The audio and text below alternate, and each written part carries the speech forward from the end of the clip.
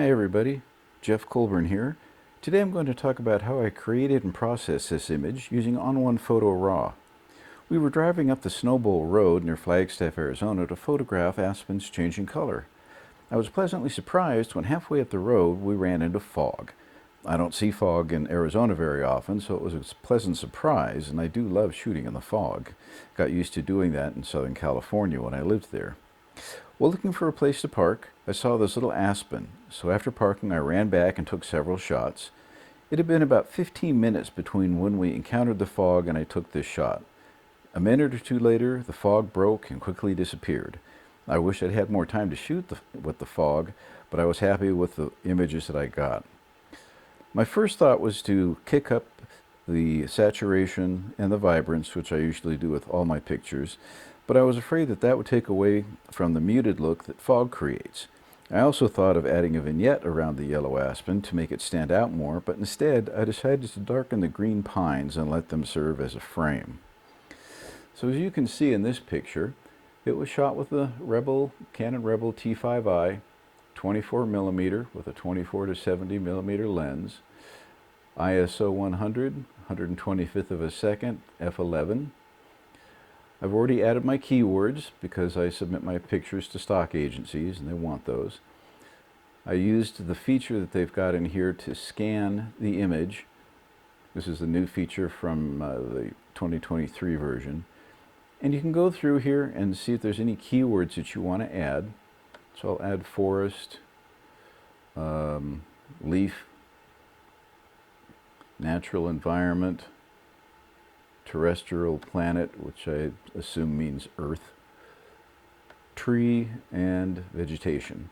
So those will get automatically added up here, and that gets put into the metadata so that when I submit these to stock agencies, they'll see all of these keywords. And you want about 30 to 50 keywords. 50 is what most places max out at. So now that you've got all this, go over to Edit.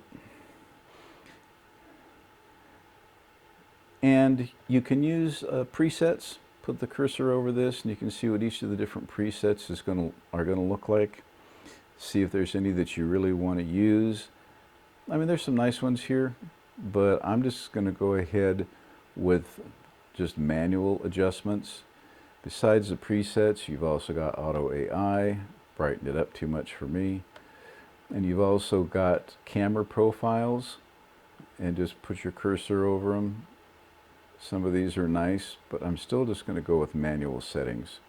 So I'm going to get the exposure, bring it up just a little bit, brightens it up, even pulls out the fog a little more. Highlights, bring that up just a little bit for just a little more punch to that yellow. Drop the mid-tones, that darkens the trees a little bit to make that vignette. Same with the shadows. I'm not going to worry about the whites or the blacks in this one, and of course I won't be using the saturation or the vibrance. So as far as I'm concerned, I'm done with the adjustments for the most part. So I'll create a snapshot and just call it adjustment. And you'll find out that every so often it will automatically do an autosave of what you're doing. And if you want, right click, delete it, because I don't want that there. And that gets rid of it. Now there's a couple of things you could have done. You can add weather under effects. So even if you don't have fog, you can add fog, or you can add more fog, or you can add snow. Go down to weather.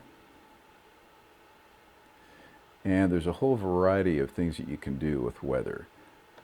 You've got fog from Eugene, Oregon. You can add snow, and there's other things that you can add. But I didn't think any of these really did much to improve the picture, but it is an option that's available. And if you were to select, say, foghorn, you can adjust the opacity, and you can do this with all the weather settings. The scale, especially if you're doing snow, it'll make the flakes look larger.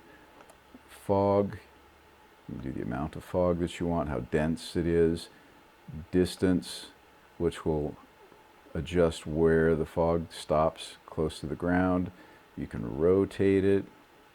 Haven't ever seen fog like that, but you can do it. You can adjust the transition, make it harder or softer. So you've got all of these options that you can do. Another thing you can do with filters is you've got vignette,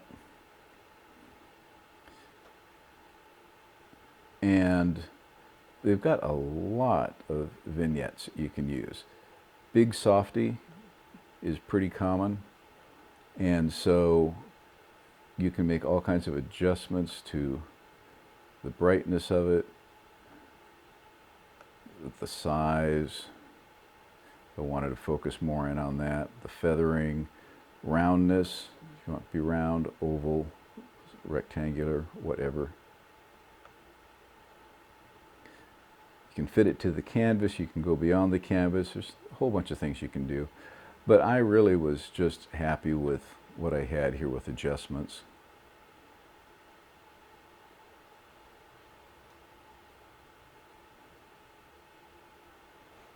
And I can do what I'm doing here. The other option I could have done was to just delete the filter.